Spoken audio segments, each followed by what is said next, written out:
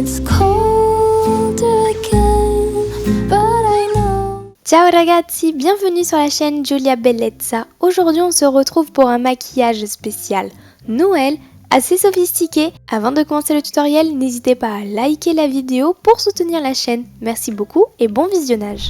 Et me voilà prête à me maquiller. Alors comme vous pouvez le constater, j'ai pourtant les cils déjà recourbés, les sourcils coiffés et un petit peu les lèvres qui brillent. C'est totalement normal, ça fait partie de ma première étape. Sincèrement, je pense être la seule sur cette planète à faire cette première étape.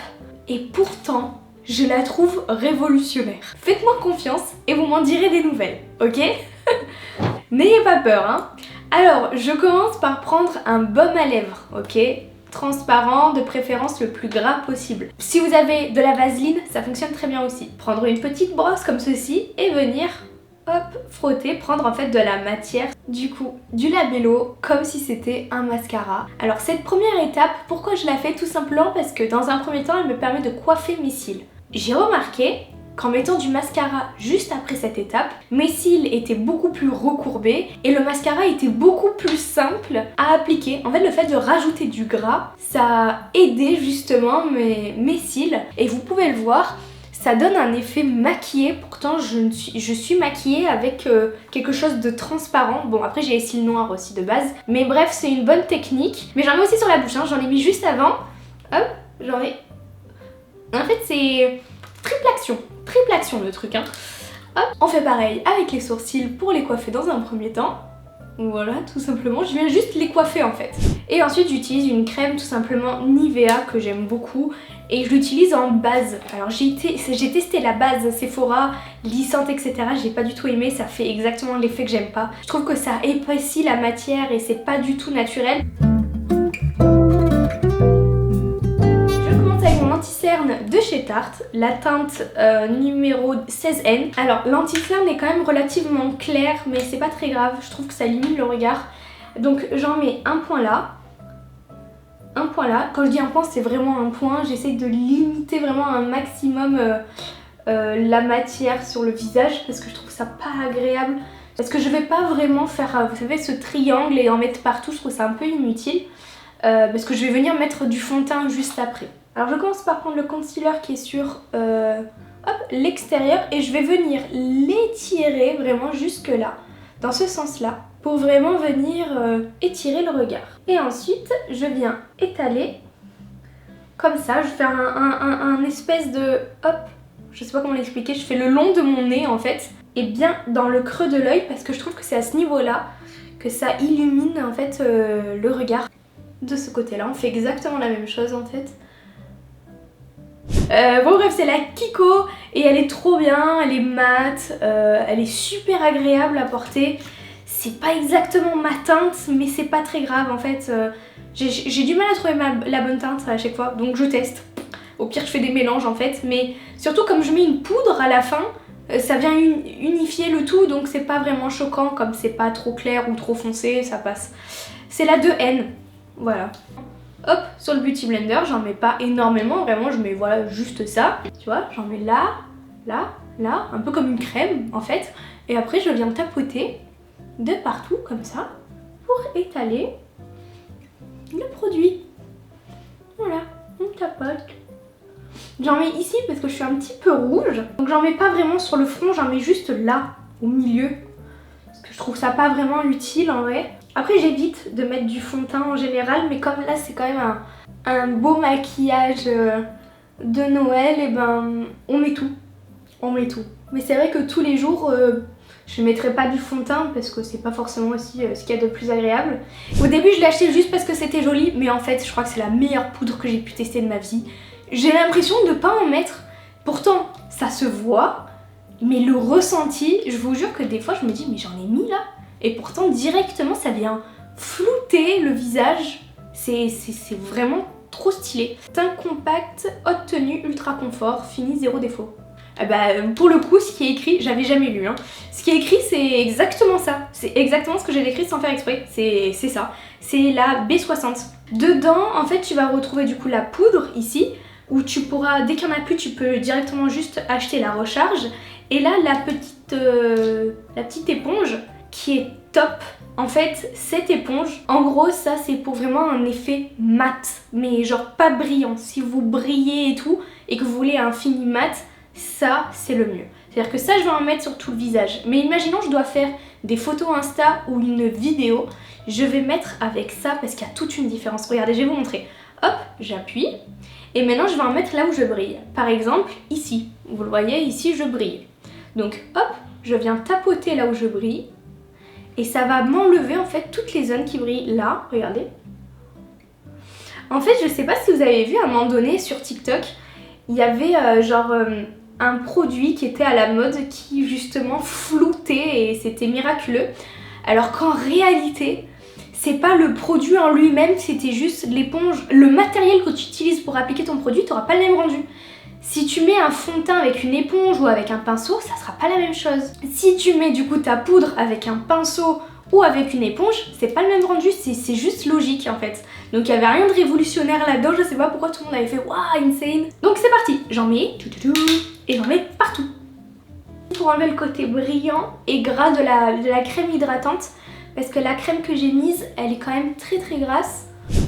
Donc hop. Alors pour ça, j'ai plusieurs techniques en fait pour remettre mon bronzer. Ça va vraiment dépendre du rendu que je souhaite. À force de faire du cosplay, j'ai l'habitude de vraiment changer de tête en fait. Selon en fait le rendu qu'on souhaite du visage, on va pas appliquer les zones d'ombre au même endroit. Donc ça on pourra en faire une vidéo si ça vous intéresse. Là pour ce maquillage, j'imagine un truc pas de creuser les joues, mais d'allonger un peu le visage. Donc pour ça je vais appliquer une technique que je vais vous montrer tout de suite. Donc je mets du bronzer, je pars du coup de là et je viens jusqu'au niveau de ma fossette ici et je viens descendre. Vraiment je fais tac tac, mais sans prendre beaucoup de matière non plus parce que sinon ça fait pas beau. D'en mettre ici, ça va te creuser la joue, mais si je veux l'allonger, il faut que j'affine aussi ici, c'est logique. Donc du coup il faut que je crée une illusion en créant du coup une ombre. Après ça va vraiment dépendre de votre morphologie, de vos joues. Un maquillage c'est personnel, donc je pense qu'il n'y a pas de règle, chacun se maquille comme il le souhaite. Je viens mettre, hop, au niveau, vous voyez la queue de sourcil là, vraiment je fais exprès de dépasser sur le sourcil, hein. Pareil de l'autre côté, au niveau de l'implantation du cheveu. Ensuite, pour finir, on vient en mettre en dessous du visage, là où il y a le double menton, en dessous du nez. Je fais comme ça et comme ça, voilà. Pour finir le teint, on passe du coup au blush. C'est le Natasha Denona Bloom Highlighting Blush, clac, celui-ci, qu'on a ouvert dans une précédente vidéo. Donc je prends mon pinceau, j'en mets un peu, donc là on le teste en même temps, je sais même pas ce qu'il donne, hein. Et je vais en mettre, ça aussi, hein, j'applique pas le blush toujours de la même manière. Là, wouh, ah ouais, il est bien, ah ouais, il est pigmenté. Et attention, les yeux, j'en mets sur le menton, ici. Vous allez dire, mais pourquoi tu fais ça? Écoutez, c'est encore une fois à cause de la peinture que je raisonne comme ça. En fait, quand je me maquille, c'est de la peinture, hein. En fait, quand tu peins un tableau, on t'apprend qu'il faut avoir des rappels sur tout le tableau pour que ça soit plus uniforme et plus joli. En fait, ton œil, indirectement, il trouve ça plus confortable à regarder quand il y a des rappels de couleurs. Exemple, si tu viens faire un ciel bleu, il faut qu'à un moment donné, dans ta peinture, on retrouve le même bleu à un endroit et ça sera plus harmonieux. Donc le fait d'avoir mis ce blush là et là, ça va rendre le maquillage plus harmonieux. Bon, après, vous pensez ce que vous voulez, moi je vous ai dit, je raisonne en peinture. On a terminé avec le teint, maintenant on va passer aux sourcils. Je les ai rapetissés de ouf parce que j'ai envie de les faire un peu plus vers le haut. Mais normalement j'ai mon sourcil, il va jusque là, moi, mon sourcil naturel. J'ai des sourcils qui sont fournis et épais, enfin genre laisse tomber. Et moi j'essaie toujours de les rapetissir et donner une forme qu'ils n'ont pas. Donc voilà, dans quelques mois je vais revoir cette vidéo, je vais faire mais qu'est-ce que j'ai fait à mes sourcils? Ça dépend de mon mood, je fais jamais mes sourcils de la même manière. Je prends du coup mon gel à sourcils de chez Kiko en teinte 04. Voilà, c'est un petit gel à sourcils avec mon petit pinceau Sephora. Hop, je les ai déjà coiffés donc j'ai pas besoin de les recoiffer avant. Et je viens en mettre uniquement sur la pointe du sourcil pour donner justement la forme que je souhaite. Donc là je viens l'allonger vers là, hop, comme ceci en fait. Donc pour ce maquillage on va utiliser la palette Secret Santa Too Faced qui est juste trop jolie, que j'ai acheté, on a fait l'unboxing d'ailleurs dans la précédente vidéo. Je vais vous montrer les couleurs de nouveau. Voilà, il y a toutes les couleurs que je souhaite. Les plus importantes sont tout simplement le rouge et le marron. Pour reproduire le maquillage, il vous faut juste un rouge. N'importe quel rouge, il vous faut du rouge. Pour ça, je vais prendre un pinceau comme celui-là. Je sais pas, j'aime bien, il est épais, il est un peu dur comme ça, donc c'est cool. Hop, je viens prendre le rouge. Et je vais vraiment regarder où ma paupière, hop, se plie pour pouvoir appliquer le rouge. En fait, pourquoi je raisonne comme ça? Parce que vous allez voir, je sais pas si vous verrez, mais par rapport à ma forme des yeux et surtout de mes paupières, parce qu'en fait, chaque personne qui réalisera ce make-up n'aura pas le même rendu. Tout va dépendre de votre forme en fait d'œil. En fait, j'ai plusieurs plis, donc il faut vraiment que je regarde le dernier pli pour pas que le rouge ensuite vienne se coller au cut crease à ce niveau-là où elle tombe et il faut pas toucher quoi. Là je viens vraiment mettre le rouge, je me rapproche un maximum du nez mais sans toucher le nez bien évidemment, hop, à ce niveau-là. Et là on va venir étirer le rouge vers le haut, donc pour ça on va s'aider du sourcil, hop. On va aller vers le sourcil mais sans le toucher, hop, comme ceci. Donc ça va vraiment donner un effet plus tiré au regard. Voilà, comme ceci. Et je vais faire pareil de l'autre côté. Hop, je vais prendre le marron et je vais vraiment venir au niveau du creux et de l'extrémité de la pointe. Comme ça, et voilà, et après on va estomper, ça sera beaucoup plus joli, vous le verrez. On fait pareil de l'autre côté. Je vais prendre un pinceau comme celui-ci, et c'est parti. Hop, hop, hop.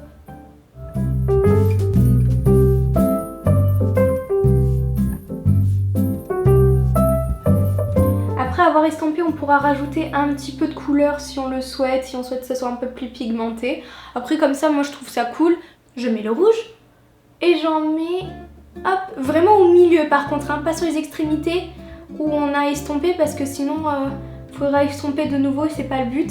Donc maintenant que vous avez votre pinceau plat et votre anti-cerne, moi j'en mets directement sur le pinceau, après vous faites comme vous voulez, moi j'en mets directement dessus. Ça faut faire vraiment un mouvement sûr, il faut que vous soyez sûr de vous en fait quand vous faites le mouvement. Donc hop, en une fois. J'ai commencé par faire des petits traits juste pour repérer où j'allais mettre l'anti-cerne. Et maintenant je viens étaler vraiment la matière comme ceci. Je vais juste en remettre maintenant ici, qu'on va venir estomper par la suite avec un beauty blender. Donc hop, je fais la même chose de l'autre côté. Pareil, technique de je me rapproche du nez. Ça va venir l'affiner en fait cette technique. Hop, on fait pareil là. Je vais estomper juste l'anti-cerne ici. C'est le 03 Joyful Holiday, voilà, celui-ci. Il y a un côté marron et il y a un côté, hop, comme ça. Et nous, c'est ce côté-là qui nous intéresse, le côté un peu plus bronze, on va dire. Et là, on va juste venir tirer un trait. Tout simplement là au niveau de la séparation, donc ça va encore plus renforcer le côté cut crease.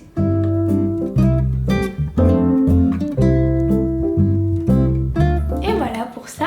Maintenant deuxième étape, vous allez prendre soit un fard à paupières vert que vous allez appliquer sur un pinceau mouillé, soit vous prenez un crayon vert et en fait on va faire le ras de cils juste ici. J'adore ce crayon entre parenthèses, c'est un crayon encore de chez Kiko. Ils en font de toutes les couleurs et moi le vert c'est mon préféré. C'est encore une fois de chez Kiko, le Précision Eyeliner.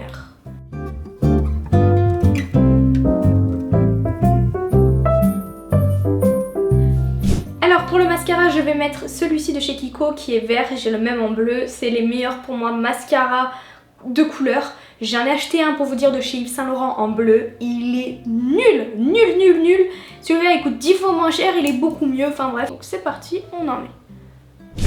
Celui de chez Too Faced, le Better Than Sex. Celui-ci, je viens étirer les cils. Alors, certaines personnes, et ce que je peux comprendre parce que c'est directement ce qui fait tout le maquillage, mettront des faux cils. Donc je vous encourage à mettre des faux cils si vous le souhaitez. Personnellement je mets juste du mascara parce que j'aime pas les faux cils. Ça va vraiment être très rare que je mette des faux cils. Ok pour le mascara maintenant, avant-dernière étape, c'est l'highlighter. Donc pour ça je vais utiliser celui de chez Fenty Beauty. Alors je sais qu'il y a eu un drama dessus, j'ai pas trop suivi. Bon, j'ai acheté ce produit, il est top, alors je veux pas le jeter pour autant. Il est magnifique, vraiment de loin je pense le meilleur highlighter que j'ai testé de ma vie. Je vais prendre un petit pinceau comme celui-ci, en mettre dessus et maintenant on en met hop au niveau du creux juste là. Donc on en met là.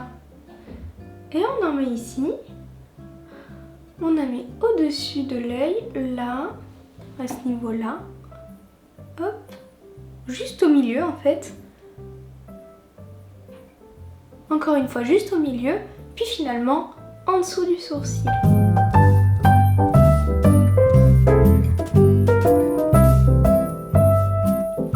Je prends celui-ci, hop hop hop, j'en mets là. Là, sur le bout du nez et là.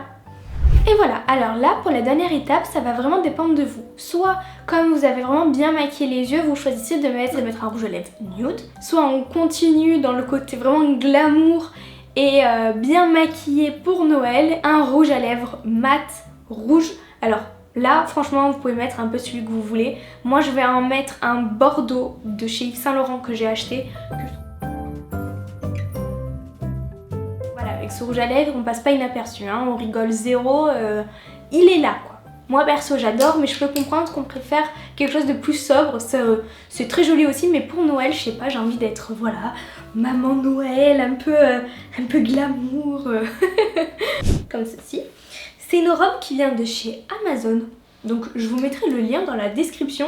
Bref, c'est la fin de cette vidéo. Merci beaucoup de l'avoir visionnée. N'hésitez pas à liker, vous abonner si ce n'est déjà fait. Et je vous souhaite de bonnes fêtes de fin d'année. Bisous tout le monde. It's cold again.